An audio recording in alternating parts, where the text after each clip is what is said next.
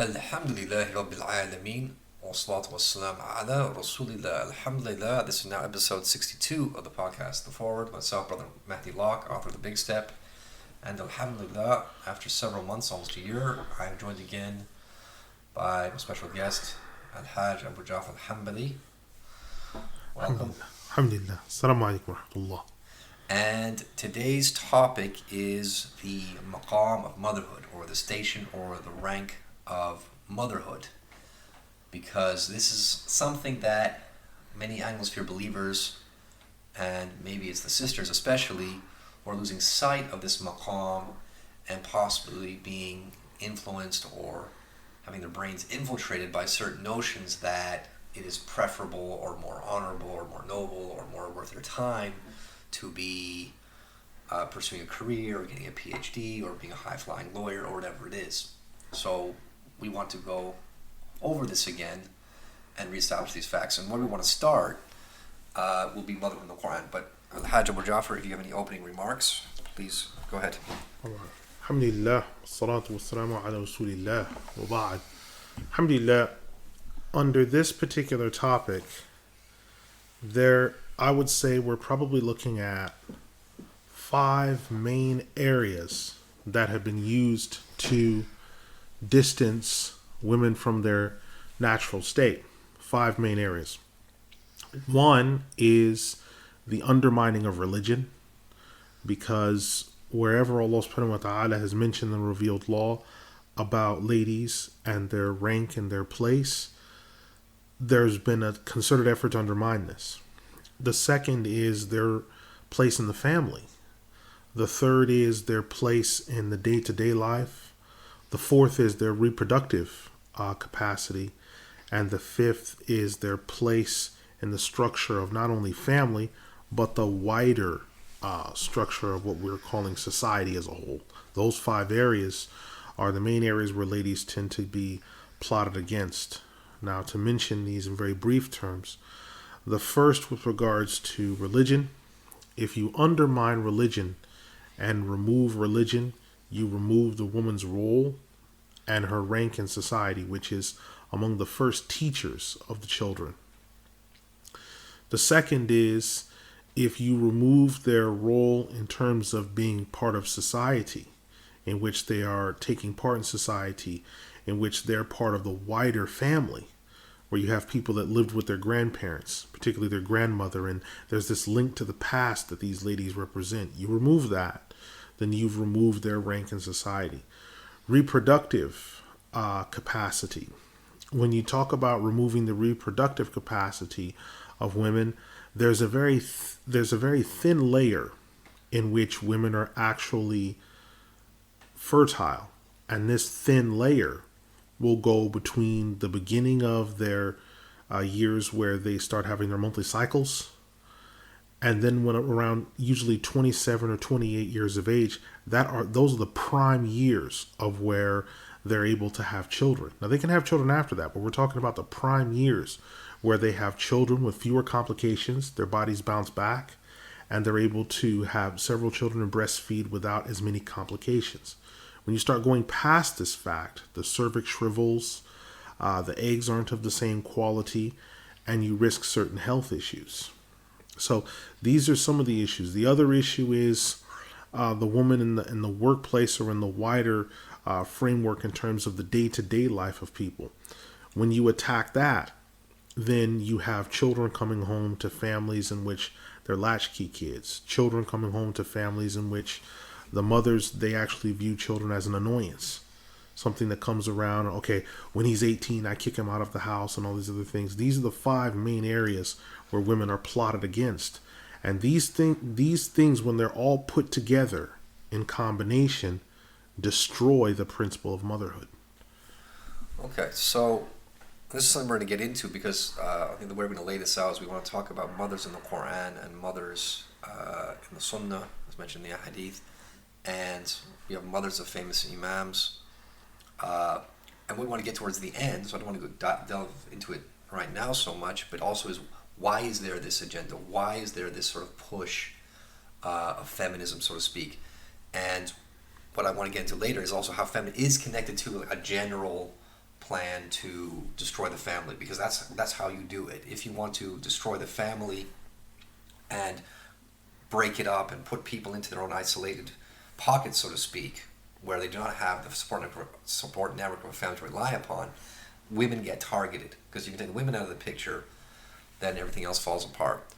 So shall we start with what Allah has said in the Qur'an?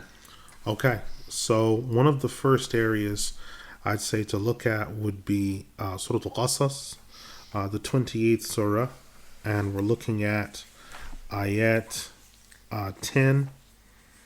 We're looking at ayat 11 actually, and 12. Now in these two places, Allah subhanahu wa ta'ala mentions the mother of Nabiyyuna Musa alayhi salam, who's mentioned in historical context as Yukhabid, right? So Allah subhanahu wa ta'ala says about this, أعوذ بالله من الشيطان الرجيم وحرمنا عليه المراضع من قبل فقالت هل أدلكم على أهل بيت يكفلونه لكم وهم له ناصحون. So Allah subhanahu wa ta'ala said, we forbade for him, the young Nabiyyuna Musa alayhi salam, to have wet nurses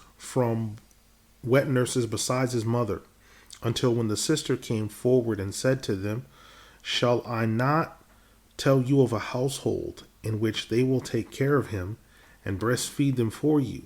And indeed, they will be sincere advisors in this respect. فَرَدَدْنَاهُ إِلَىٰ أُمِّهِ كَيْ تَقَرَّ عَيْنُهَا وَلَا تَحْزَنَ وَلِتَعْلَمَ أَنَّ وَعْدَ اللَّهِ حَقٌّ وَلَكِنَّ أَكْثَرَهُمْ لَا يَعْلَمُونَ. So we returned him, Nabiyyuna Musa alayhi salam, to his mother, so that it might be a coolness to her eyes, and that she might have no mourning or difficulty in herself, and so she might know that the promise of Allah is true. But most of them do not know. Now these two ayat are significant because Nabiyyuna Musa alayhi salam was born in an era in which the ruler in Egypt at that time was culling children. So there were ages in which so many Israelite children were culled, boys.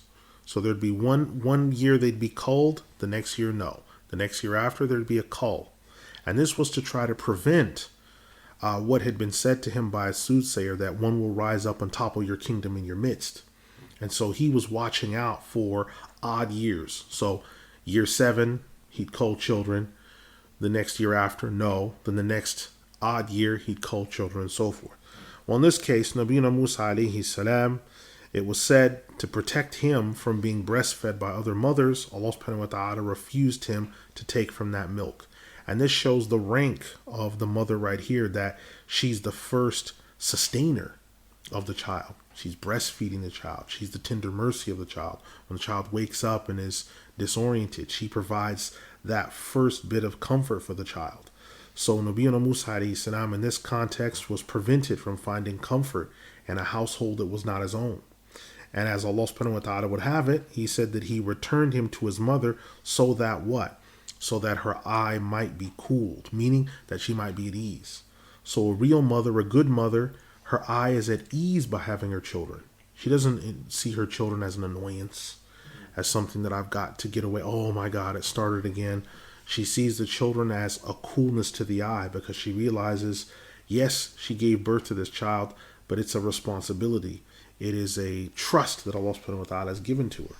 Then after that, and so that she might not have any mourning or grieving, right? So no mourning or grieving, meaning that she was thinking about this child, constantly thinking about Nabiyyuna Musa. Is he safe? Is he okay? And a mother's natural response when a child is absent from her midst, no matter how old that child is to think about, is my child safe? Where is my child? Is he or she in the best way possible? These are attributes of a good mother. And so that she might know that the promise of Allah is true, meaning that Allah subhanahu wa ta'ala will protect the child and return him to you, because she only had the promise of Allah to go by. So these three characteristics of a righteous mother are that she finds coolness in seeing the child, that she worries for the child's safety, and that she knows that the promise of Allah subhanahu wa ta'ala is true. Those are some of the encapsulating signs of the good mother. Okay, so is there other ayat to move on to? There's another ayah as well, which you have, which is, we're looking in Surah Maryam. Yeah. And in this particular ayah, Allah subhanahu wa ta'ala has brought us two ayats, 30 to 31, insha'Allah. Maryam. Yes. Yes, and this is where Isa, this is, I believe, when he's speaking from the cradle. Yes. As a child. Yes, in ayat 31. So Allah has made me blessed wherever I am, and He's advised me with the prayer and the zakat, as long as I'm alive. وَبَرًّا بِوَالِدَتِي. Yes. And He's made me to be faithful and pious towards my mother. That's right. And He did not make me to be jabbar and shaqi, like to be a wretched or a tyrannical person. That's right. So now we have a child in which he's saying that he's not been made to be forceful towards his mother. He's been made to show righteousness towards his mother. And this idea of birrul walidain, it shows up constantly in the Qur'an. It's one of the things when Allah subhanahu wa ta'ala says He took a covenant from the children of Israel. That's one of the things that shows up consistently. And it's always within there somewhere. And the flip side of that is uquq al-walidain, which is showing disrespect towards the parents. And that's like always under the major sins. That's known as one of the seven mubiqat, like one of the seven destructive sins. And it always shows up. And it's usually either after shirk or just before fleeing the battlefield without stratagem or anything like that. It's always somewhere around that area. Whereas the flip side is when Allah commands that you believe in Him and that you do righteous deeds. That's right. Then That you show birrul walidain. That's right. I mean, even so much so is it important that there are ahadith in Al-Bukhari and Muslim in which people wanted to march out for offensive battles. And they were asked, is one or both of your parents alive? And the young man said, yes. And he said, then go to them and let your jihad be in them. That's how important it is to keep that rank to the parents, how important that rank is, how significant it is to uphold the righteousness towards one's parents. Yeah. And also the fact that, Maryam alayhi salam, who's one of the greatest women of history, a woman that we hold in immensely high esteem, she is the mother of Isa alayhi salam. Yeah. That is the primary maqam. But I just wanted to ask about what is the significance of Isa being called Isa ibn Maryam? He's not called Isa bin Maryam, he's called Isa ibn Maryam. Yes, I mean, this has to do with the fact that Nabiyyuna Isa alayhi salam had no father. He was brought about through miraculous means in which Allah subhanahu wa ta'ala caused him to be born. Now, the children of Israel, in terms of following their religion, because they have an understanding regarding their religion, that the religion goes matrilineally through your mother. But in terms of your lineage, it goes through your father. Your ethnicity or whatever it is. Yeah, so that's what they consider, that the nesib goes through the father. So Nabiyyuna Isa Islam being called the son of Maryam is a rank on not only his mother, but it also shows the significance that he's from the children of Israel, but he's not from them. Because when you looked at all the prophets in the Qur'an, they always start their expressions off with Ya Qawmi, my people. But Nabiyyuna Isa Islam, his response is Ya Bani Israel, children of Israel. So there's a part of him that doesn't belong to the children of Israel and a part that does. And Nabiyyuna Isa alayhi salam, his being attributed to his mother also goes back to the fact that the Prophet Isa alayhi salam is the last of the Israelite prophets. And being the last of the Israelite prophets, Ibn Kathir said that this is part of, rahimahullah, that this is part of the cutoff. Because normally what happens with prophets is if they have sons or children in direct succession to them, they usually become prophets right after them.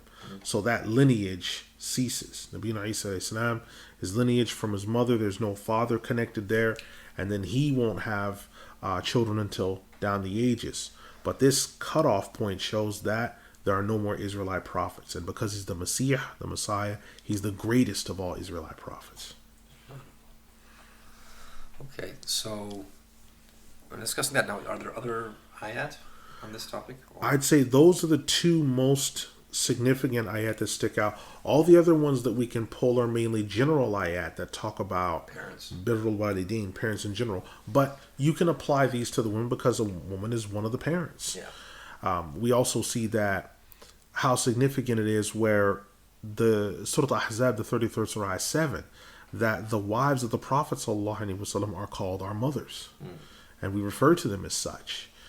And this is significant because, again, these wives, even though we don't know them, even though we haven't personally met them, we hold them in high esteem because they give us insights into the life of the Prophet Muhammad sallallahu alaihi wasallam, insights that a man wouldn't have. Like, for example, his ghusl after janaba, or his sleeping patterns. There's things about him, more intimate details as well, like his intimacy with women and his treatment of women. There's things that we are unaware of if we were just talking about from a purely male standpoint. So they provide these really significant portions that give much more depth and wholeness to the life of the Prophet Muhammad sallallahu alaihi wasallam.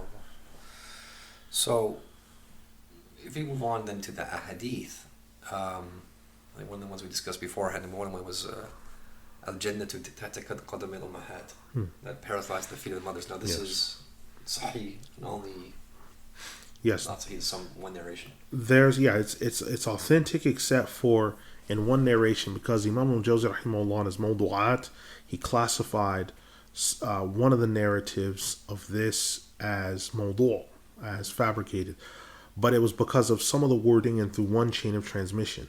But other transmissions of it with slightly differing wording are sound, right? So whenever you hear someone then say that, okay, this hadith, paradise lies under the feet of your mother, is fabricated, what they mean, if they're knowledgeable, is that that particular lafz, that particular wording that's being implied, yes, that's fabricated.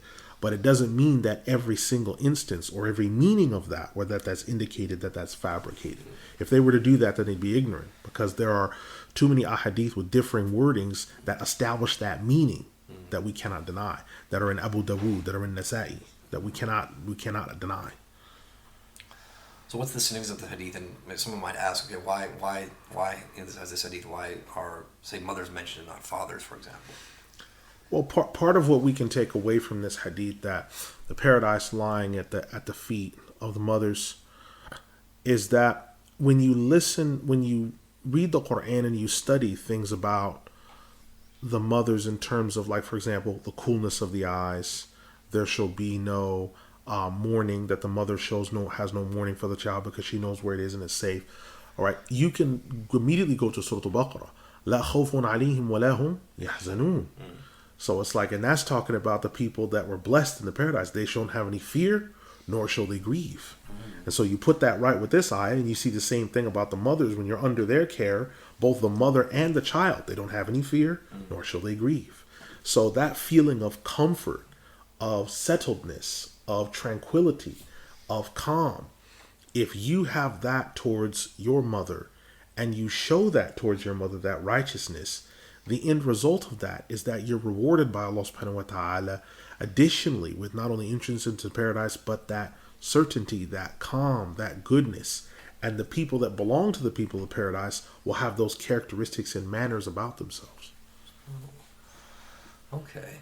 So, and then the other major hadith again that comes up is when someone asks the Prophet sallallahu alaihi wasallam, who should I show righteousness to? Yes. Now this hadith, it's narrated by Abu Hurairah radiallahu anhu, in which he said, قال جاء رجل إلى رسول الله صلى الله عليه وسلم فقال يا رسول الله من أحق الناس بحسن صحابتي؟ قال أمك. قال ثم من؟ قال ثم أمك. قال ثم من؟ قال ثم أمك. قال ثم من؟ قال ثم أبوك. Alright, so he said, a man came to the Messenger of Allah sallallahu alaihi wasallam and said, Messenger of Allah, who among people has the most right to have the goodness of my company? And he said, your mother. And the man said, then who? He said, then your mother. And the man said, then who? Then your mother. And the man said, then who? He said, then your father. Right. So that's the hadith that's in Al-Bukhari and Muslim, is agreed upon by them. But in a narration that's specific only to Muslim, it says, then your father, then your near relative after that, then your next near relative after that. So even it's giving rights to people besides the father after that. But it's first establishing the mother. Yeah, so is there another narration? I think Imam Mustafa al-Bagha, he was explaining this hadith. I got this video on my channel. Is it Men Abar? Is there another narration? Yes. Men Abar. That's right. Like who those are righteous to. Yeah, because what I remember is what Imam Mustafa al-Bagha explains that, because that's the question that comes up, is why is the mother mentioned 3 times? And he says that this is something quite significant to bear in mind here, is he says that so much of what the mother does, because the mother's major roles is in those early years. That's what we were discussing last year when we did the podcast on raising children. So it's the mother who's carrying the child, it's the mother who gives birth to the child, it's the mother who then feeds the child, it's the mother who weans the child. Right. She's the one who's with the child the vast majority of the time up until about the age of what becomes a Ghulam. Yes. Basically, until about 7 years in. So Imam Muhammad, what he says is, but during those 7 years, that's when the child is not aware. Yes. The child's the brain hasn't fully developed. The child is because again, the child's is it Ghulam or Mumayyiz? Mumayyiz. That's right, Mumayyiz, right? So and Mumayyiz means the ability to distinguish. That's it. To see the right and wrong, cause and effect, these So understandings. at that point, the father takes over and starts doing the manly duties. Yeah. So what the Imam's getting at is like when the child reaches that age where it's fully aware and alert of what's going on, it sees the father all the time. Yes. It's not fully aware of what the mother has done. So that has to be stressed that she was doing all that for you while you were pretty much asleep. Yes. You're not going to remember it. You were unmindful. Yeah, you don't remember, or you can't remember what she was doing for you all those years, and that's why it had to be stressed. Yeah, I mean, I remember we were discussing this some time ago. I think this might have been even 2 weeks ago.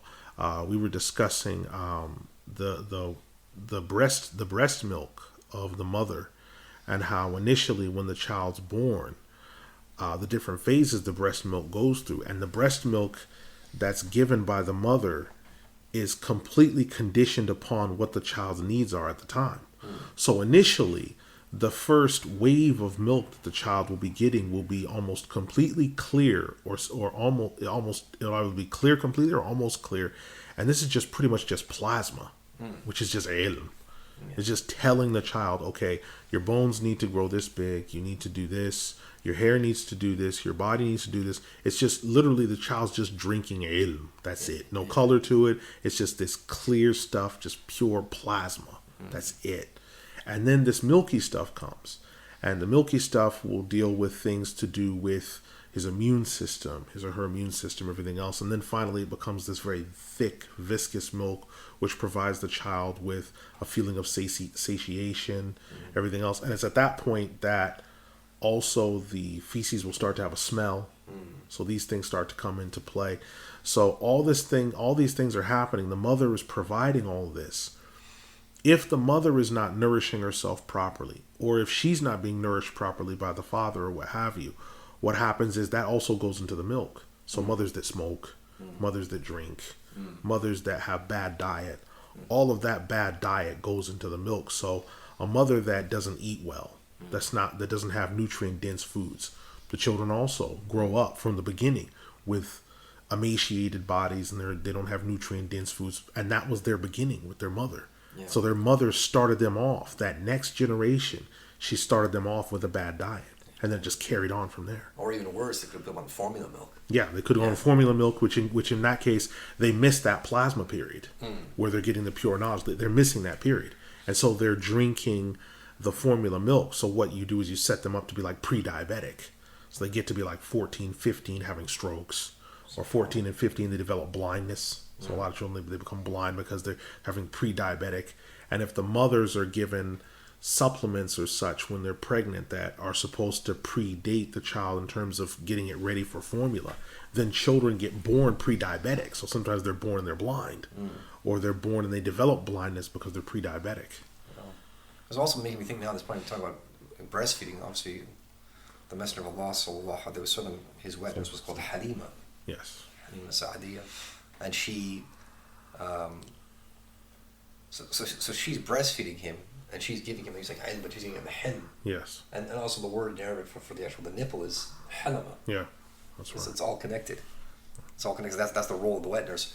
So maybe just in background, if I could ask you, what was the significance in the time Messenger of Allah sallallahu alaihi wasallam, and even these Jahili Arabs were doing it? Why would they do that? Why would they send their children out to live with these Bedouin tribes and to have these women wet nurse their children?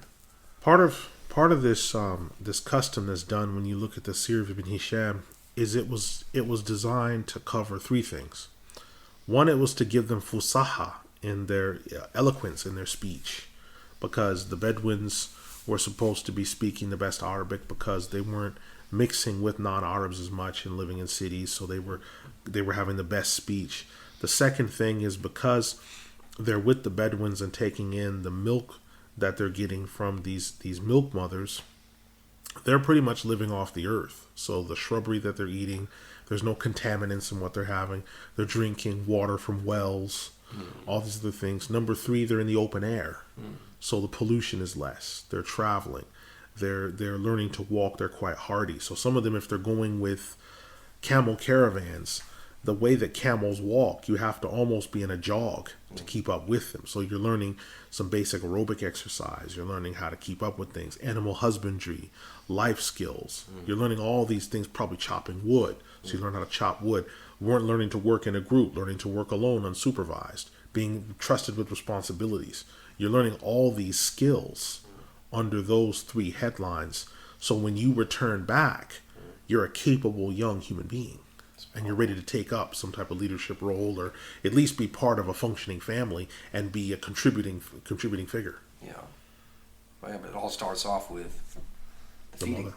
Yeah. The mother's. The mother. What are you getting? Now, are there other ahadith to discuss? Significant ones that come to mind. When you look at the other ahadith, there are some ahadith. Now, some people have said that, well, it's weak, and others have said it's strong, but the transmission of it is not weak enough in which you'd say it's fabricated. It's weak in which someone's unknown, or something such as this, in which we're told by the Rasul ﷺ not to let a dim-witted woman or a woman of low intellect, sometimes it mentions dumb, woman, to breastfeed your children. Because again, as we discussed, that ilm is going in there. It's in the plasma. It's being transferred across. So if you have this happening and your children are coming through, then your children will be dim-witted. And this is also an advice to men about choosing the right spouse. Because these people, the spouse that you choose is going to be the one that gives birth to your children. Yeah.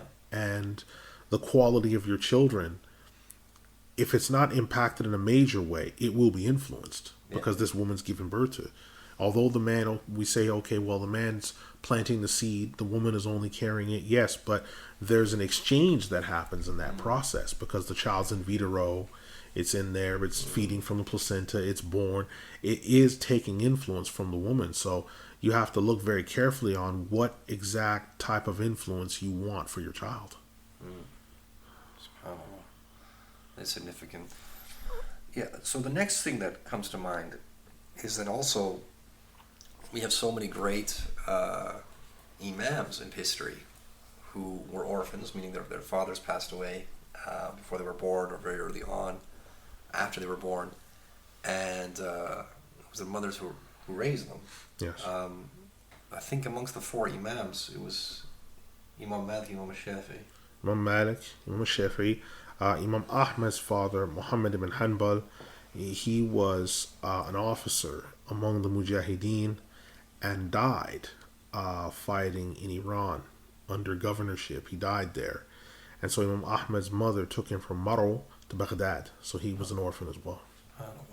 Yeah, and Imam Shafi'i was born in Gaza, and then his father died earlier on, maybe before he was born. Then his mother took him from Gaza to Mecca to be close to Quraysh, because that's his lineage.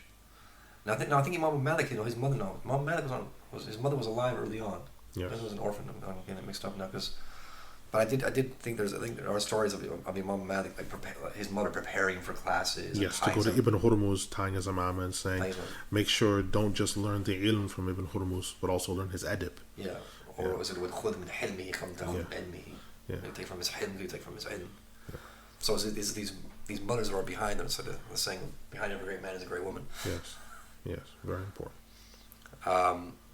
And then I think also significantly as well, we have Imam Al-Hajj Jalal. Yes. His mother told him from a young age, because his father died in his youth, his mother told him to be truthful at all times, as much as possible. And this carried on to the point to where she would sew some dirhams into a ridat that he would wear. And when he was traveling, some robbers came upon his caravan, and they were looking for the wealth. And when they came to him, they said, have you brought any wealth with you? Because we've looked in the sacks of your camel, we find nothing. Do you have any wealth? And he said, my mother has told me not to speak a lie. So I will tell you the truth that sewn inside of my rida are some coins. And this had such an impact on this man that one of the robbers actually felt contrition and refused to take anything. So this is an example. Imam Ibn Jawzi is another example, rahimahullah. He is another one who his father died, so he grew up an orphan, so he was around his aunts and other people, and he became one of the great scholars of Islam through the gentle nudging and pushing and advice and encouragement of his mother. Okay. So, and are there other major figures after that? Yes, there are some figures after this. When you look after the period of Imam Ibn Jawzi, you then start to see Imams Muhammad Qudama. His father died at some point, and they were left under the care of his brother, but then also his mother. And a major figure that kept coming up over and over again was the fact that whenever one of the wives would die, Abu Umar al-Maqdisi would marry again, if he didn't have a second wife already married again, to make sure there was always a feminine figure in the household. There was always some source of goodness around the young boys and around the young daughters. So there was someone that was there, to the point that in the Sirah of Ibn Hisham, one of the companions, the Prophet ﷺ, found that he had married again, and he said, "Who did you marry?" And when he mentioned that he'd married an older woman, the Prophet ﷺ said, "Well, why didn't you marry a younger woman, so that you might joke with her and enjoy her company and she enjoy yours, as young people do?" He said, "I married an older woman because I have young children, and they need an older woman's presence that can help them comb their hair and grow to be young ladies, because they require this." Right? So he understood that they need to grow up to be good and proper young ladies and learn how to comb their hair. There's things that I can't teach them, that an older lady that would be able to teach them. So this is why I made this decision.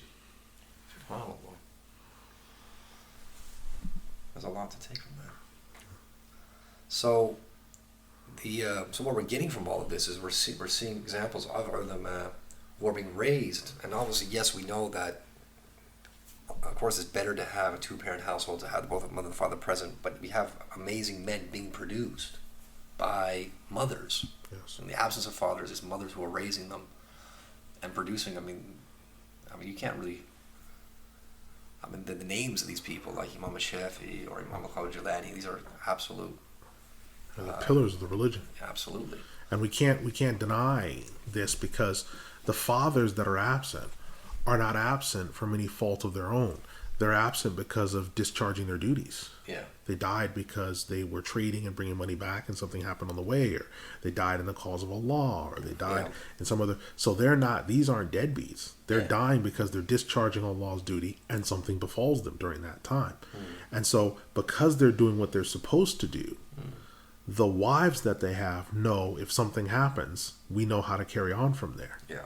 Whereas if you're in a situation in which the children have come about because they were unplanned, or they're a surprise, or they were unwanted, you'll hear some women say, "Oh, I didn't want to have children, but then he just came along or popped along," and they say this within earshot of the children. Yeah. And the children grow up with this, so it sets this standard in place. And if the fathers didn't want to be there, well, the only reason I married your mother is because she got pregnant. And you have this as an understanding. It's easier for him to run off. It's easier for him to leave. And then the mother will go off the rails, or something will happen to her, because she doesn't see this as a trust and as a responsibility and a duty to be fulfilled. It's something I've just got to get through. Yeah. So once he gets 18, he's out of the house. Yeah. Right? And then he's gone. Yeah. So this is, I think, the right time now to go into the second half of the discussion, which is why is the Maqaam of Motherhood so played down today, or maligned even? So what I mentioned before, I was talking about feminism, or like the women's liberation movement that started in the 1960s. Right. And what comes to mind here is, I think you've seen this as well. Do you remember back in, I think this is about 2006, do you remember that interview that Alex Jones did with Aaron Russo? Yes. Yeah, he's now deceased. He was the movie director, and he said that he was running for governor of Nevada or something like that, and then he got pulled into some of these elite circles. Yeah, he met one of the Rockefellers. Yeah, Didn't he? one of the Rockefellers, Nicholas Rockefeller, and he says how he said this guy Rockefeller invited me to his house, and just to have a chat and everything. And he says to me, "What do you think women's liberation was all about?" And Russo said, "Well, it's about equal rights and women getting right to work and being treated the same and blah blah blah." And Nick Rockefeller sort of chuckles, looks at him, and says, "You're an idiot." You're an idiot. He says, "Well, why am I an idiot?" He says, "Who do you think funded all that?" Yeah. Like, we funded that. Social engineering. Right? The Rockefeller Foundation, Gloria Steinem, who was, working with the CIA. Yeah, and this has come out recently. Like, she's acknowledged, and it's also been admitted that Miss Magazine and they were openly funded by the CIA to undermine actual women's groups. Yeah, and this is what Aaron Russo said, because Aaron Russo says, well, what was the whole purpose of it, right? And he said, the Rockefeller guy, he said that, well, what we could do is we could get the other half of the society, women, working and paying taxes. Yeah. So that's more money. And that means the kids go where? They come to us, meaning they have to get put into schools and nursery schools and daycare programs. Earlier and earlier schooling, which means earlier and earlier indoctrination. Exactly. Yeah. That was the whole purpose of it.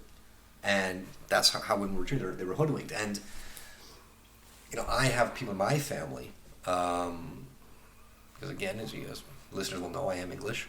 I have women in my family, I have aunties and so forth, who have been through that, who grew up at that time, right? So they were coming of age in the 1960s, and they fell for that stuff, and they got law degrees, and they, tried to have careers. And one of my aunts, for example, she started doing a law degree, then she met my uncle, they got married, eventually had kids, and she admitted this to me. This is going back maybe 15, 16 years. She admitted this to me. She said, that's what I wanted to do. I wanted to become that lawyer. But then look at me now. My husband's a lawyer. I'm in the housewife. I'm raising kids, and I'm happy. Yes. I'm actually happy. They're fulfilled. I'm fulfilled. I don't have any complaints in life. And while I was there visiting them, because I was over in, because I live in Hungary, I was over there in Budapest. I was doing my TEFL course at the time. She had an old school friend of hers visit, who was roughly the same age, had not married, had like boyfriends. Yes. So I met her boyfriend, and she has a high-flying job, I think, with British American Tobacco. And at that time, because it was the summer, I think it was the, like Formula One auto racing, the Hungarian Grand Prix racing part of that time. So that's why she was in town that weekend. And, they came over, they had dinner with us and everything. And then my aunt pointed out to me afterwards, she said, do you see how she was acting around my kids? Like, she was a bit standoffish. Yes. Because it's that part of the depression where she realized, I'm now in my 40s. Maladjusted. I don't want to get close to your kids because remind me of the fact that I can't have kids. Yeah. Because they waited all this time, because the prime years that they would have been having children in up until the age of 27, and those are also the years where the body will bounce back quick from the pregnancies. Those prime years that they waited, they were having sex, using birth control. Yeah. So then when it's time to have children, the body doesn't respond the same, because the woman's body from the time of the first monthly cycle is preparing to get pregnant. That's what it's been gearing up for. Yeah. And when that doesn't happen, the egg drops, and after 24 hours, it dies. And then the whole process begins again. So for the best part of, up until the age of 50, the body's going through this process of preparing to get pregnant. When you start taking progesterone or other birth control medications, you tell your body, we're already pregnant. And then you take 7 blanks to come off of that, so you'll have a monthly cycle. But there comes a point where the body, it can't withstand that any longer. So the body will either force a pregnancy, in which you have your ectopic pregnancies, or your body will just not allow it any longer, because you get the scarring, you'll get endometriosis, you have all these other issues that come in where the body it won't perform anymore. And the cervix shrivels, the womb drops, where actually having children becomes dangerous. Yeah. And some women think they can buck the trend by saying, okay, well, what I'll do is I'll freeze all my eggs and I'll have this high-flying career. And then when I come along later, I'll have my children then. Well, what's the quality of children you're going to be having? You've had eggs that were physically frozen. For 15 years or Yeah, something. Yeah. For however long they were frozen for. And then that also tips the scales towards congenital diseases, autoimmune deficiencies that your children will have. So your Down syndrome, your acute cognitive disabilities and everything else, because you're waiting so late to have these children. So they think they're bucking the trend, but they're not bucking anything. Yeah. So then some of them have tried to be even slicker and say, okay, I know what we'll do. I'll freeze them, and then when it's time, what we'll do is we'll have a surrogate. We'll have them do it. But that's not getting you past anything either, because you're still old. The eggs will still be old. And even though you might have a younger woman or another woman do it, it's still not going to be the same, because that woman might have that child and then change her mind and say, actually, I don't want to give it up. Yeah. So now you're in this lengthy court battle, which could last 6 or 7 years. And by the time you win this case to have this child come live with you, the child's been living with the surrogate mother for 7, 8 years and only knows the mother. So, okay, now you're going to come live with me. But the child doesn't know you. Doesn't know anything about you. You might have provided the egg, but that child has no idea. You didn't give birth to it. You didn't breastfeed it. Nothing. So people think they're getting past this whole thing of the fact that the woman's body is built to deliver children. Yeah. They think they're getting past it. And they think they're ignoring nature and getting past it. You know, it's not so much shocking, but I think it's disappointing how many women don't understand what the monthly cycle represents, what the female body is for, what it represents, what happens every month, what does this mean. They don't even realize. There's women that are running around, even some Muslim women, they don't even know when they ovulate. So they don't even know when their optimum time is to have children, when it's not to have children. So there's people that are, I think I need to go have IVF, everything else. And you ask them, well, hold on. Do you know when do you ovulate? Well, the doctors say day 14. No, they're basing that on the model of the Caucasian woman that ovulates at 14. You don't know whether you ovulate on day 14. If you're from Malaysia or whatever else, you might ovulate on day 32. You might ovulate on day 44 of your cycle. You don't know. You need to find out. But this information is intentionally kept veiled in order to keep women in this cycle where they need to feel that they need to work outside of the home, and it's not possible. There's no way to be the CEO of Coca-Cola and a good mother at the same time. It just doesn't work like that. Yeah. And also there's this fact that, and this brings up the importance of fiqh. It's like when you study al-Hayy, istihada, you study this and you know, like, and there's different, like, for example, the istihada, different types of women. There's like there's mubtadiya, mu'tad, and the one who's like they know and they don't know. Yes. Right? So it's like some women know their cycle, they know what their blood looks like, they know what days. They know what it represents and what this means and what that doesn't mean, because they then have other discharges. Like sometimes after they've had their cycle, they'll have a frothy discharge. Yeah. Then there'll be a wet discharge. Then there's the clear discharge, which is the clear sticky discharge, which is just before ovulation. So that means the egg is just about to drop. So if you're trying to avoid pregnancy, don't have sex for the 5 days after that discharge. If you're trying to have children, then you should engage in sexual. When we put all this, some of these other things together, because I mean, this also is reminding me of a podcast I did, like this one of my own. This is about 18 months ago. I talked about Islam and communism and cultural Marxism, postmodernism, whatever you want to call it. But I did look at this whole what appears to be a conspiracy to sort of break down the family, like to destroy the family, because if you want to create a sort of a dictatorship, especially from a communist dictatorship, and you have to force people to be dependent on the government. That's what you have to do. Which allies them to the state. Yeah, you have to ally people to the state. So how do you do that? Well, you have to break down or destroy the other support networks that are there. So the family has to go. Yeah. And then the religious community around has to go. The neighborhood, that has to go.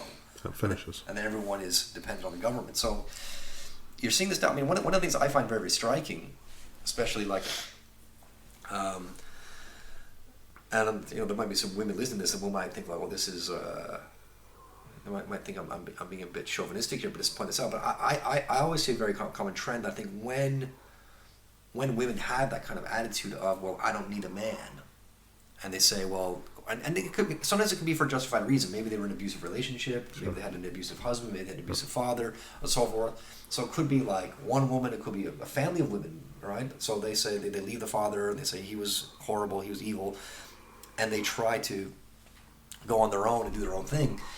but they end up being very much dependent on the government in many ways. Yes. Right? So they turn to the government for extra funding for childcare, and they income support, all these other things. Because it's almost like it's in a woman's nature to have someone who's the imam of the household. Yeah, someone to depend on. Which in that case, the government will have stepped in and filled where religion was. Yeah, filled that role. So that huge vacuum where religion was, where you would have had zakat al-fitr or sadaqah or something like that, or private waqf or whatever, the government's then slipped in and inserted itself. Yeah. And which in for lack of a better word, it's pretty much, statolatry. It's deified itself. Yeah. It slipped in, deified itself. Yeah. And made you pay zakat to it, and made you pay, Exactly. do Hajj to it, and do all these other things.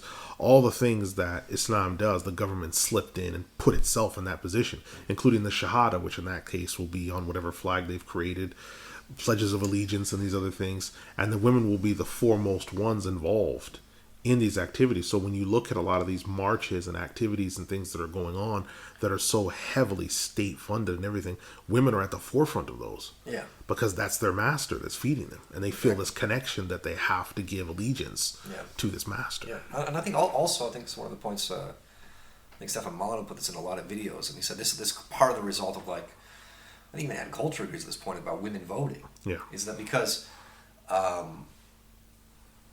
what does it go? So he says, like, for example, when men and women are choosing a mate, when they're looking for a husband or a wife, it's like the man is he's looking for one who's attractive, but he's looking for a mother for his children, so he wants a healthy woman.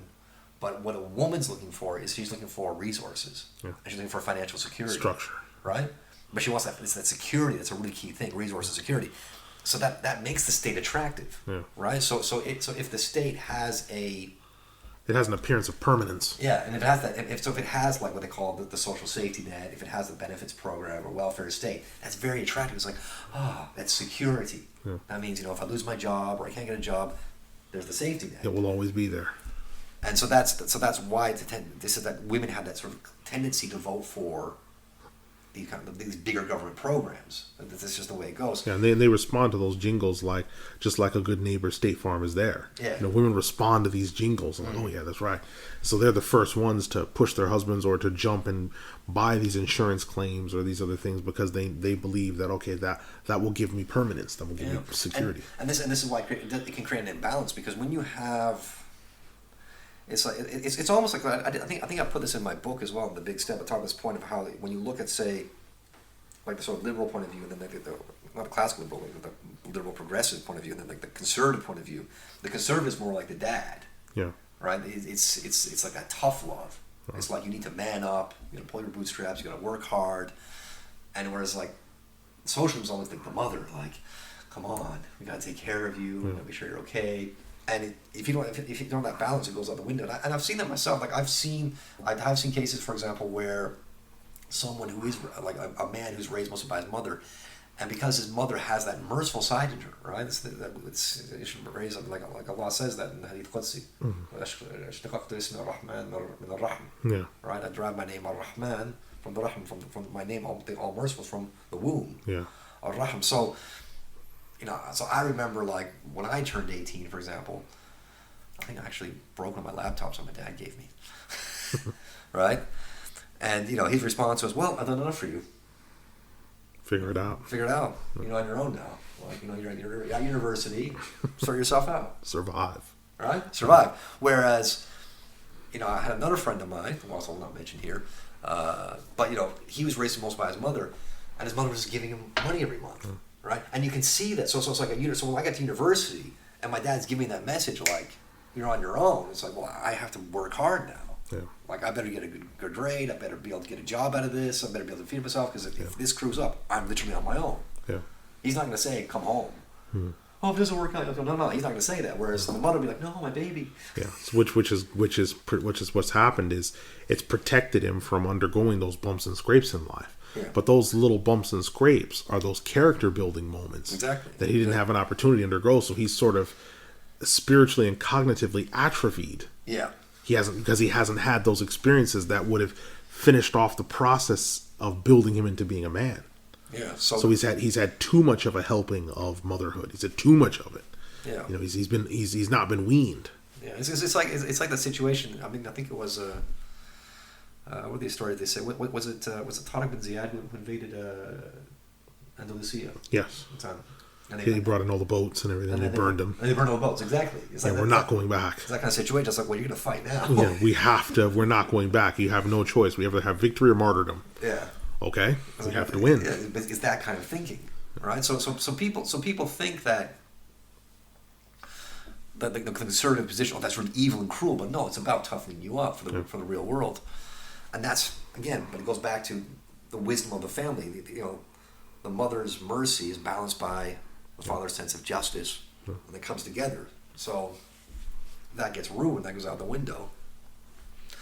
Kids get imbalanced, and that's why, again, it's what it looks like to me, from what I can see, is that there's part of this plan that they want to set up, whatever you want to call it, a one world government or a communist world order, whatever it is that you have to break down those networks of support and put people into these like relationships are just going to be like these sort of sterile, temperate relationships. They're not going to last. Fleeting moments. They're fleeting, yeah. Mindless sexual encounters that don't have any purpose behind them, and children that come about from them are greeted with surprise, not with expectation. With, oh my, how did he come here? Yeah. Because it wasn't meant to be that case. People come together for corporate reasons. Let's see, rent is $1,100. Okay, I can't pay that myself. Let me gather together 4 or 5 of us. We'll be able to clear this. And if sex happens to be part of the equation, so much the better. Because we also are sharing laundry and all these other things. It's got less to do with the family, and less to do with structure. And people have seen that marriage is just some sort of paper-based formality. It's not to do with a sacrament. It's nothing covenantal. It's nothing sacred, because they've already had the sex. They've already had the kids. Why would they want to have marriage? What's the meaning behind any of that anymore? Because you've done everything else that would entail marriage without the sanctity and without the sanctity and the sacramental covenantal nature of it. So why would we get married? Yeah, and this is why, again, they have this. There are all these statistics that show. I mean, it comes up again and again. People can go online and look at this stuff. But how, if you have a couple who date in that way, they live together as boyfriend and girlfriend, and then they get married. Divorce rates amongst those countries is much higher than the case of people who get married and then who meet and get married. Yeah, it's much higher. I think it was. Maybe I'll link this below. Jordan Peterson put this out very. He described this very, very accurately, where he said that when. He said a marriage. He said, what is a marriage? He says, okay, basically, you find a woman, or a woman finds a man, and you say to her, "You're just as horrible as me. I'm going to chain myself to you, right? I'm going to shackle myself to you, and we're in for the long run. We can't go out. But the point is, because we've made that contract and we're together, we can't just walk away, right? We've made a decision. We burned the boats. We can't just walk away. So if we have any issues, we have to. It has to be resolved. We have to work them out. We have to speak the truth and get to the bottom of things, and that's the beautiful thing about a commitment. So he says, let's on the flip side, if you're saying to a woman, or a man and woman say to each other, "I'm going to just live with you." But I'm not going to sign a contract and be committed to you. It's like, well, what are you actually saying? Like, what's the matter? He said, what you're saying essentially is... You're not worth committing to. Yeah. You're the best thing that I can trick for now. Right? But I reserve the right to trade in my warranty. to trade you, to return you, should I bump into something preferable. Yeah. Look, I found a new model. Yeah, it's like, goodbye. It's like, why would you accept that for yourself? Right, but you accept it for yourself because you're doing it to him too. He's doing it to you. It's like there's sort of a mutual thing going on, some type of reciprocity that's happening. And then then the children that come from this, they're learning not just by what the parents tell them, they're learning by observation about, okay, this is how relationships are supposed to be, this is how we're supposed to conduct ourselves. So then the generation that comes after them, because they have to give birth, and children will come about from them accidentally in the same way that they came about, and they'll hear out of earshot that, I never really wanted to have children, but, Simon just came along, and we just rolled with the punches from there, the description that they have about their children, or the things they say about their children, sometimes telling them that they hate them or things like this, and it's devastating to hear like a mother or, either one of your parents, but like a mother telling the children, I can't stand you kids, or something like yeah. this, or I wish you were never born, or these type of things. I never wanted you. Yeah, or you were never meant to be born. You just came along. You were an accident. What could I have been without you? One of the schools that a Muslim brother that I know went to, they had a day where they had Thank Your Parents Day, and the children came out of there with little cards, and the cards had written on them, "Dear Mom, I'm sorry you weren't able to become such and such because of me. Whoa. You could have been this, you could have been that, but instead I was born," and all this other stuff. And it's like, somebody, my kid ever came home with something like that, both sides of my hand would just be red from slapping. Whoever even devised that, the person that taught it, the person that taught that class, both my hands would just be red and just raw from slapping and going after them. Because why would you even put that out there in the air for a child to digest, that they were a barrier to their parents' Success. progress? Yeah. I'm sorry I got in the way of you being the best you ever could have been. Yeah. And it gives the parents an out for any mistakes they might have done in life. Yeah. Wait, hold on. So I'm the reason why you weren't the best you could have been? Yeah. So none of this comes back on you. Yeah. That you could have had me on your hip and still been taking, computing classes or whatever else. But you didn't have the guts to do that. Now it's my fault? Yeah. That I breastfed? That I drank plasma? That's my fault. I'm this overwhelming burden that just ruined your life. Yeah, so these types of things, when you rehearse this, that goes into children, and they pick up on those things and they digest it. And so it's not a strange thing when children grow up and say, I don't want to have kids. Oh, it was terrible. I had a terrible childhood. I wouldn't want my worst enemy to go through that. Yeah. It's no wonder that, the children that then become adults make these statements, and that they have into old age. You'll see now there's, the generations as they progress, the old people will despise children. Yeah. And then the children will despise old people, because this gulf was created between them. Because there was a cutoff that was made between the wise elders and the young children that grow up. That cutoff isn't there. So they don't look at the old people as, oh, that guy, there's something to take from him. He's got great old war stories, or he's got great this, great that. And, oh, the young guy, he knows the new dances, or he knows the new stuff. That's been cut, because this intentional barrier is created between the old and the young, to where the young man is that young wise ass. Yeah. And that old guy, oh, that's that old decrepit guy. Yeah. He doesn't know anything. Yeah, that's why you're getting stuff like in this country now, where, it's got to the point where I think if you're following, like, since the Brexit vote in 2016, you've actually had, and again, it was a lot of the older generation who voted for Brexit. Yeah. A lot of them voted for Brexit. Not exclusively them, but a lot of them did. And these people are World War II veterans. And they're the ones that felt the pinch, like economically, the 2008 crash. They felt that, because they're the ones that saved and saved and scrimped and saved, and then got hit the hardest when the crash came. Yeah, so, and then, but all these young people were like time just saying anyone over 65 should be banned from voting, not allowed to vote. That's what they were doing. It's like they won't be here. They're gonna die soon. They won't see the future. So, like listen. These people have built this country. Mm-hmm. They fought World War II for you. They're your fathers or your grandfathers. Survived the Blitz. Exactly. Oh. And they have no right to speak about... They landed at Normandy. And won. Yeah.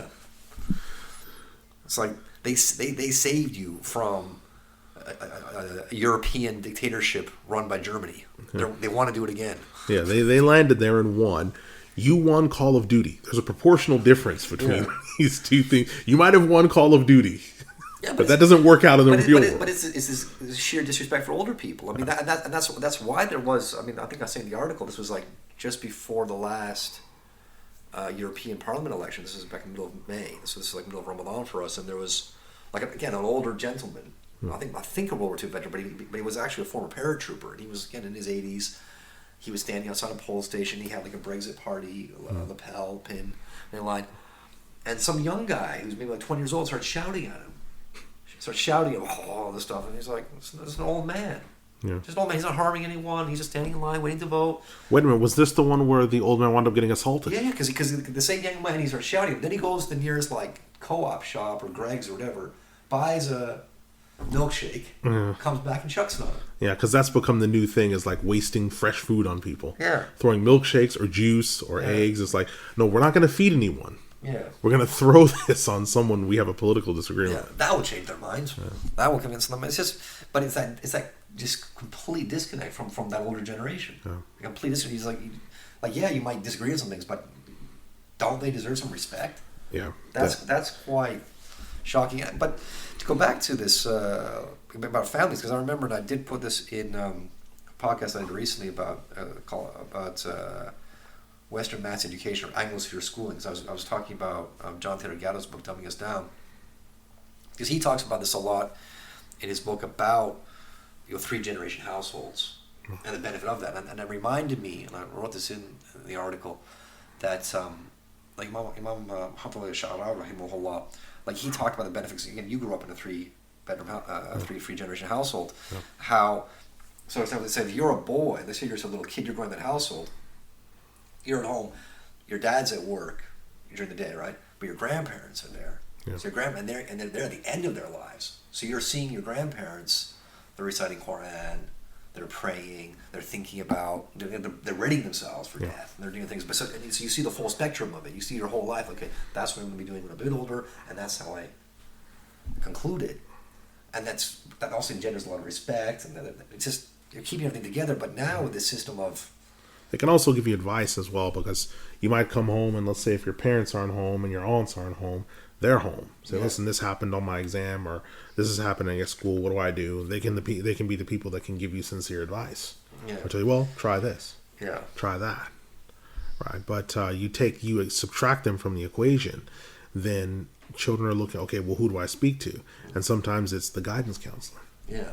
Sometimes it's online. Yeah. So they'll go on their social media and say, hey, this is what's happened, guys. What do you think? Yeah. It's like, well, we don't even know whether the one that you're addressing as, what do you think? We don't know if he's the same age as you. We don't know if he has the same life experience as you. He might come back and say, well, you should end it all.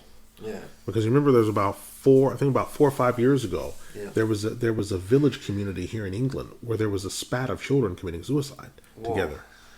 And it was connected to some online ring of children that, someone would be online, they'd be depressed or something would happen, and someone would say, maybe we should end it all. And then a couple of times they met, like 1 or 2 of these children met together and ended their lives together. Wow. Now, when you look at all these cases, all of them were in situations where one or both of the parents is out of the house. No one's home. Yep. No one to confide in, no one to take advice from, gone. Yeah. And the parents, one or both of the parents, are left shaking their heads. How did this happen? How did this happen? Because they're kept so busy and so exhausted working 12-hour shifts all day long. Yeah. They don't have the energy to come home and invest in their son or daughter about asking them, well, how was your day? What happened? And with people, having access, people, in the 80s and 90s, it was people having their own television in their own room, eating in their room. Now it's people having their own phones. Yeah. So now, there'll be people that are all sitting at the same table, but their fingers are walking. Yeah. And so they're there, but they're not there. Yeah. So, what was the other thing? Yeah, it also, no, subhanAllah, there's another point that slips my mind now, but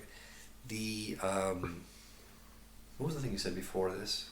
There's a point you were mentioning before, the 3-generation household. Yeah, the grandparents and the parents. So if the parents aren't home. Oh yeah, that's right. Yeah. So, and also because we have this sad phenomenon, especially in the Anglosphere in Europe, of like the retirement home as well, right? And that's kind of seen it's here. It's like creeping into the Muslim world. And I do talk to students out there about these issues, and it horrifies them. And I'm glad to see a lot of them horrifies them, because it's like, how can you do that? This is your mom, your dad. They raised you, they took care of you, and now that they're in that state, and Allah has commanded that, Salah.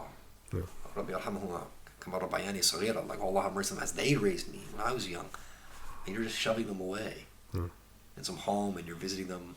We'll come and see you on Eid, or we'll come and see you on your birthday, or whatever else. But then it's like, when you trace it back, though, and this is where it gets really disturbing. Okay, they've shoved their parents into a home, but then you walk this back, and you see that maybe some of that's retaliation. Yeah. Because the parents, when those parents were much younger, they shoved their kids into like a daycare center. Yeah. Which is laid out the same way. Okay, I'll come and see my kid at lunchtime or whatever else. Or sometimes the child did not see the parent until the end of the day. So now the child's gotten to the age where, okay, time to put you away. Yeah. Time to put you to sleep. Yeah, it's reciprocity. Yes, like, here you go. Now I was behind bars because I was put in a playpen and put behind bars. Time to put you behind bars. And there was a friend of ours, and it did stick with me, where I used to go over. He's younger than me, but he used to be inside of this playpen, and his parents never let him out of there. Whoa. He was always in this little playpen. They'd only take him out like for feeding and things like that, but he always had his little playpen that he was inside of.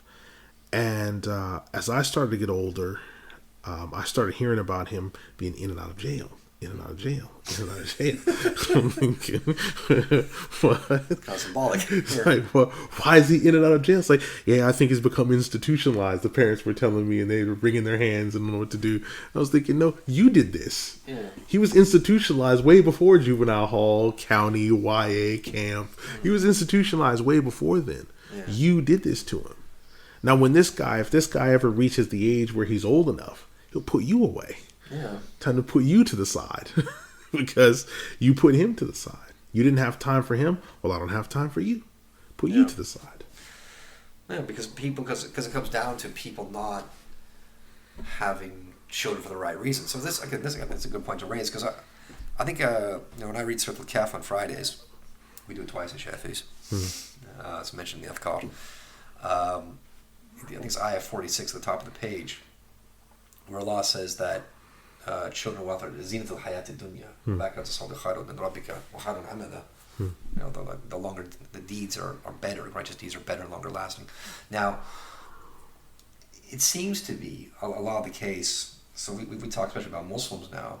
What I'm seeing in the Anglosphere is that children are like that. It's like a zina thing. It's like something, you have children, you tick that box. Yeah, it's something you can brag about and say, I had to get this done because it's kind of like in an order, and it's like, okay, finish high school, finish college or whatever else, got to get married. Yeah. Okay, now got to have kids. Yeah. Okay, that's done.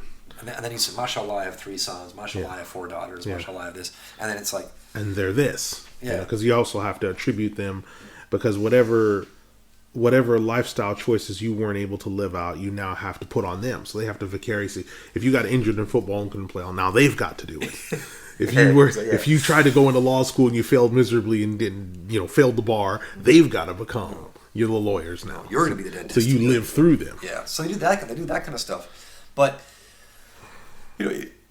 but again, it reminds me of something. And this is in Imam Muhammad at-Taaweel's book, al-Qur'an fil Fiqh.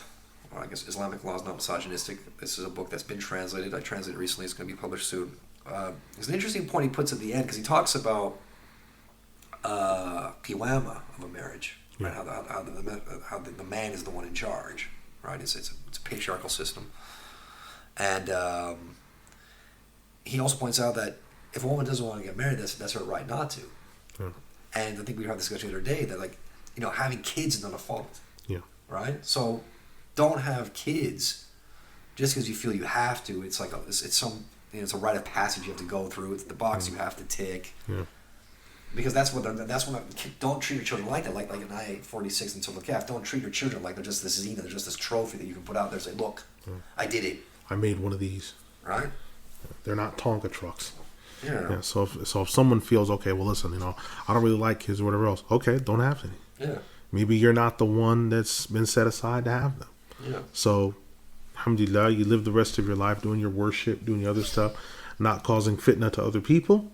People not causing fitna to you. Don't have them. Yeah. Because there's plenty of people that, were azab, that live in, wildernesses. Like in Egypt, there's a section of the population of people who, they're Muslim, they'll be the guy that lives off like in the Ghaba, in the woods or somewhere far off. The jungle.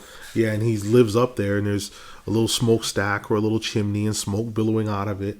And this guy, when he gets visitors, he feeds them and everything else. And he might tell them some stories about his worship or what he's had or what's happened in his life. And that guy, he lives on his own. He keeps his, whatever tribulation he has, keeps him to himself. He doesn't bother anybody else. He doesn't hurt anybody else. And he lives his life. Yeah. But also, I think another idea comes to mind here is that also when you get married, like, or before you get married, when you're choosing your spouse, like, you should have that discussion. Like, what is your view of children? Yeah. Like, do you want children? Do you not want children? Yeah. Their attitude towards children. And I see that myself sometimes. Like sometimes you can just see, like how women are with children. Like some women are like, they're naturally just very, very affectionate with children. They have that instinct. Yeah, they see their nieces or their nephews or whatever. They just pick them up and they're really sweet to them and everything. Some women are just like stone cold. Yeah, they're cold as ice. Right? They see children. They're like, just don't feel anything. It's like, if you see a woman like that, I'm not saying don't marry her, but you have to ask, okay, is she mother material? Yeah. That's the question to ask, right? Yeah. And I'd say another thing to ask alongside of that would be, okay, you say that you want to have children. Now, from the time you've started having your monthly cycle, which is 14 or somewhere around there maybe, I've now met you for a marriage interview, you're 23. Yeah. Okay, that's been 9 or 10 years. Okay, what have you been doing during this time to prepare for marriage and children? Have you been reading any books on child development? Yeah. Have you been maybe volunteering at your local kindergarten so you understand what it's like to manage a child or more than one child? Yeah. Right, to understand their different personalities, because one child's running, one child's walking, one's crying, one's laughing. How do you manage all these things? Okay, so if they say, well, no, I've not done any of these things, what have you been doing all this time? What have you been doing all this time? All right, well, okay, you read the Qur'an, you pray 5 times a day. If you start noticing cracks in these type of things, because this advice is for men, if you start noticing these types of things in their commitment towards themselves, you start seeing disparities, like wide disparities in their commitment to themselves. You don't want someone like that raising your children. And you don't want to be the one to try to fix them. Okay, I can fix them. Suppose they resent you and they say, you can't change me. I'll change when I'm ready. Then now you got a double problem. Yeah. Because now you've got someone who's resentful, and now there's a possibility they might be having your kids. Yeah. So as men looking for the right mothers for their children to try to produce tomorrow's righteous mothers who have the great Maqaam of Motherhood, one of the things you have to be in a marriage interview is astute and to ask these type of questions. Okay, well, when do how many children do you want to have? Do you want to have children? To start looking at them. Okay, what books have you read about child grooming and birth and everything? If you walk in a house and you don't see any books on a shelf, and you ask them about, okay, well, maybe they're on their tablet, maybe they read, and you ask them, we discussed this before. Like I said, one of the things you want to ask them as well is, because no culture on earth is infallibly preserved, is to say, okay, alhamdulillah, is Islam number one, in your life? How important is Islam to you? And obviously people will give you the propaganda line, the Nuremberg rally line. It is everything, Allahu Akbar, and takbiring. And Islam is a way of life. That's it. And it's our Dastur, it's our constitution, all that stuff. But it's like, okay, what's going to give you the bombshell is, can you give me an example in which, alhamdulillah, in Islam being paramount in your life above all other deens, where you've had to contradict your culture in order to carry out the obligations of Islam? If they say, oh no, I can't think of an example, it's because there isn't one. Yeah. Because they've never opposed their culture, because they assumed it's Islam. Yeah. And you should quietly, after eating the yams and the potatoes and everything else, quietly excuse yourself, say thank you, this was a wonderful evening. Don't bother praying to Salat Istikhara or whatever else, because you know what you're going to get. Yeah. You're going to get a conformist. Yeah. And this is extremely dangerous, because there could be people smoking around your kids. There could be people doing drugs around your kids, and they'll say, well, I didn't know what to say because that's my uncle. Yeah. And I don't feel I can approach my uncle, even if he's smoking heroin around my kids. Yeah. It's like a question of if you see your parents or your uncles or whatever doing something that's contradictory to revelation, what do you do? What have you done? What have you done? When have you done this? So now if they say something, if you notice that all the women in that family are uncovered and she's the one that's covered, and said, listen, I took on hijab at 16.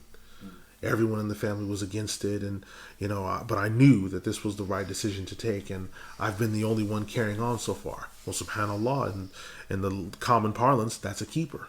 Yeah. That's someone this one right here. Yeah. Or alhamdulillah, I started wearing the hijab, and at first everyone was opposing me, but then my mom started doing it. Yeah. Then my sister started, that's alhamdulillah, that's a good sign.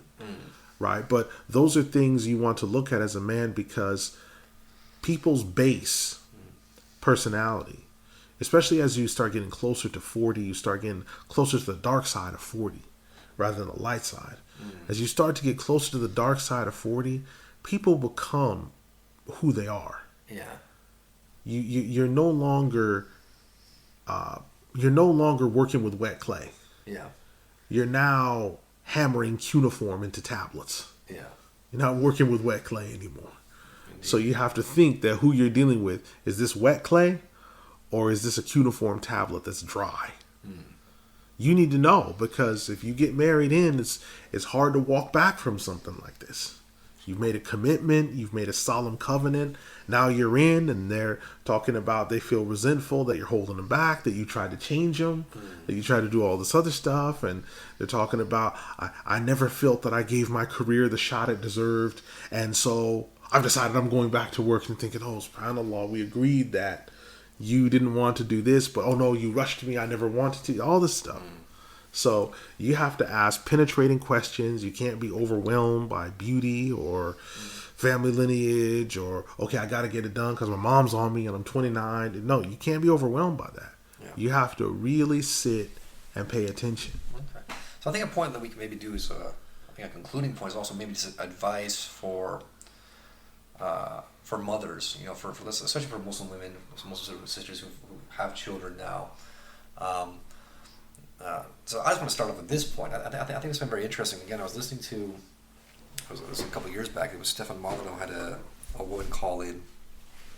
And he always likes to stress this importance of motherhood and how, this guy's not a Muslim, but he's talking about how, raising a family is far more noble than building a career. Yeah, it's far more noble. And so this woman called in, and she had gone for that whole path, kind of like my aunt, like I've been on the high flying career woman, but then I got married, I fell in love, and I started a family and stuff like that. And I got friends who they still tease me and stuff, and put fun of me, like, oh, you gave into the patriarchy and all that stuff, and the usual garbage. And she says, so I still feel guilty and all this kind of stuff. And his response was, well, get new friends. Yeah. His response was get new friends. He says, friends want what's best for you, right? If you're happy and you're content with what you're doing. True friends want that. That's what true friends want. And then he said, let me put you something else. Right? When you get old and sick and you're lying on your deathbed, who do you think is going to be there? Who has a greater likelihood of being there by your side? Your supervisor can't. He's working. Exactly. He's working. Is it going to be your kids and your husband, or is it going to be some the dudes from the office? Yeah. No one's going to. They might come to the funeral. They might. Yeah. That's if they have a day off. Yeah. If they can book the holiday off. Yeah. Or maybe that one guy who hates you just make sure you're dead. He'll come down. Oh, good. He's gone. Just making sure. Just want to see the open casket. Yeah, that's very good. They'll keep up the pretense. He was a good man. Yeah. The fake admiration. The fake eulogy. Yeah. Come along and say some empty words. So this is part of that thing, and that people should bear in mind is that it's the family that's going to be there for you. It's the family that cares about you. The family that's going to look after you. And again, when we as Muslims, we're a family-based culture. Generally speaking, whereas again out here in the Anglosphere, it's that individual-based culture, that kind of stuff. So, I think I'd like you to comment on this, but I think for women to protect themselves from this sort of indoctrination is, you have to sort of rid yourself of whatever you were taught at school, and protect yourself from a lot of these messages that come through the mainstream media, through the news programs, through the movies, the TV shows, because that message keeps coming out. Because we talk about all the time of the messages that come through TV shows, how it's changed drastically from what it was, say, in the 70s and 80s. Yes. And then it sort of morphed in the 1990s. Yeah. Now it's stressing that single lifestyle. The most popular, you go back to the 1980s or in the 1990s, you have these TV shows like Family Matters, and these family-based shows. But then from, say, 1995 onwards, you get, the most popular TV show is Friends. Yeah. It's 6 single people living in New York. All fornicating, not getting married, moving from relationship to relationship. And that's the most popular show. It's what are these people actually teaching, you see? So people need to. And you never meet the parents of these people. I've like a lot of these shows, you never see their parents, you never see their grandparents. If you do, you might hear about them like on the phone. They had a phone call with them, and they'll usually say something. Oh, my mom is so stupid. Yeah. Or my dad is so stupid. Or my grandparents are so old fashioned. But you never see them with their family. Yeah. Never. Yeah. There's another point. I think it was. I think it was some dialogue or something. It was like comedian Owen Benjamin, that Robert E. Jones guy. Was his name E. Robert Jones? I think it's his name. Roman Catholic dude. But making this point about how, you know, when they promote that sort of stereotypes, you see a lot of these TV shows. It's not just Friends. Like Seinfeld, the same. Yeah. It's the same idea of this. You know, these 35, 40 something people living by themselves in a major city. Supposed to be successful. Professionally. Yeah. Supposed to be professionally successful. Yuppies, young urban professionals. Well, not really. They're like middle-aged urban professionals. But when women are in that situation. It's like that's when they're absolutely vulnerable. That's when they're vulnerable to like sexual predators. They're vulnerable to men who will abuse them because there's no husband there to look after them. There's no brother. Parents are somewhere else, and maybe in another town, another city. This is what's happening. They just become ploys. Yeah, I mean, I would say support in support of that. In closing, I think there's sort of 5 advices that I would say a lady could sort of follow to try to create the environment of a high rank of a mother. The first I would say is you need to spend during your formative years, before getting married, before considering interviewees for marriage, you need to spend a lot of time on personal self-development. So you need to know your theology. You need to know your creed and such. You need to understand your fiqh. And you need to be regular in your worship to where you do these things without having to be reminded.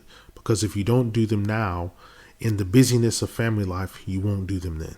You have to create successful and regular patterns now while you're not busy so that they become second nature. The second thing I would say is you want to begin building a curriculum. If you decided to have children when you get married, you need to begin building a curriculum now.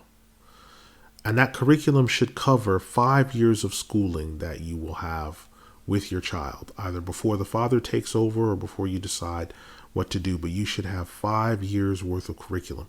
So before I got married, I already had a 5-year plan laid out for what my children were going to learn, the subjects that were necessary. 5-year plan. So you want to make sure to have this 5-year plan laid out. Number 3, within that plan, you want to look at what are the errors that you picked up, the mistakes that you picked up, the things that you learned. You want to phase those out. So when you're building your curriculum, that doesn't mean to buy the same books that you did in school, because if what you had was working, you wouldn't be in the situation that you're in where you have to ask for forgiveness and repent and deprogram from all the errors that you have. You need to build a curriculum from scratch. Even if it means that you have to create your own books. You have to create your own literature. You have to create your own workbooks. You have to do this. Number 4, continually you have to ask yourself, ideas that you get, thoughts that you get. You have to ask yourself, how much of this is from me and how much of it is from socialization that I've received in school?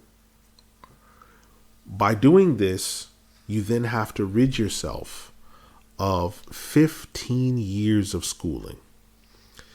The best time to do this is during your formative years before you get married, so that when you do get married, you're as close to the complete package as possible. The fifth advice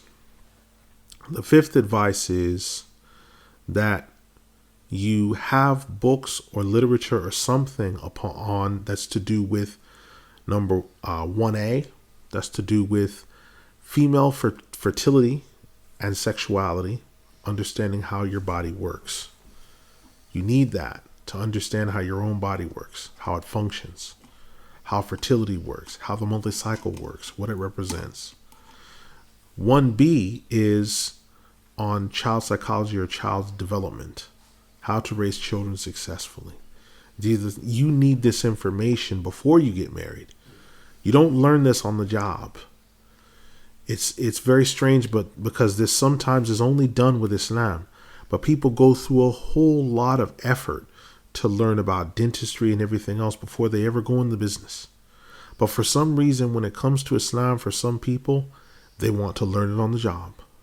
No, you need to learn this beforehand, to study this beforehand in depth, to understand what you must know, what you need to know, what you should know, and what is best to know. If you are able to put together these things, then you will be a better parent than you ever thought you could be. You'll be a better human being than you ever thought you could be. And you'll be more consistent. These 5 points that I've given you will give you consistency and balance you. Alhamdulillah. So I think that concludes this this podcast. Insha'Allah, we will come together very soon for another one. So please like, share, and subscribe. Leave comments below if you have any further questions. If you want to support this channel, there are books listed below. The Big Step is available on Amazon and Lulu. Al-Hajj, you have some books as well that have just come out. Could you please share them with us? Alhamdulillah. The most recent book that's come out is The Life and Times of Umar al-Maqdisi, and this is the continuation. It's the carry-on or the sequel to A Word of Advice by Imam Qudama. So, A Word of Advice, the second edition by Imam Qudama, is the definition of what is ihsan. What is worshiping Allah as if you see Him? The second book, The Life and Times of Umar al-Maqdisi, is what is ihsan supposed to look like? What should it look like in the person carrying it out successfully? Within this same book, there are after this text, there are some 9 appendices included with it that cover everything from the use of weak ahadith to how to pray Salat al-Tasbih, what is the Sunnah, what is the 15th of Sha'ban, other controversial subjects that we want to have completely dealt with and resolved so the believer can focus on his or her worship. This book has wise anecdotes, statements upon sacrifice, effort, worship, good character, ahadith about realizing one's greatest aspirations. So I believe this book is a handbook. It's over 400 pages. It's a handbook of righteous deeds and good character on how to carry out the principles of ihsan, insha'Allah. Inshallah. So yeah, we'll put a link to that below, and also we will do at least one podcast on that book, and probably several more to cover the appendices and stuff like that. But also, I will link below the podcast we did last year on A Word of Advice, so that you can bring yourselves up to speed.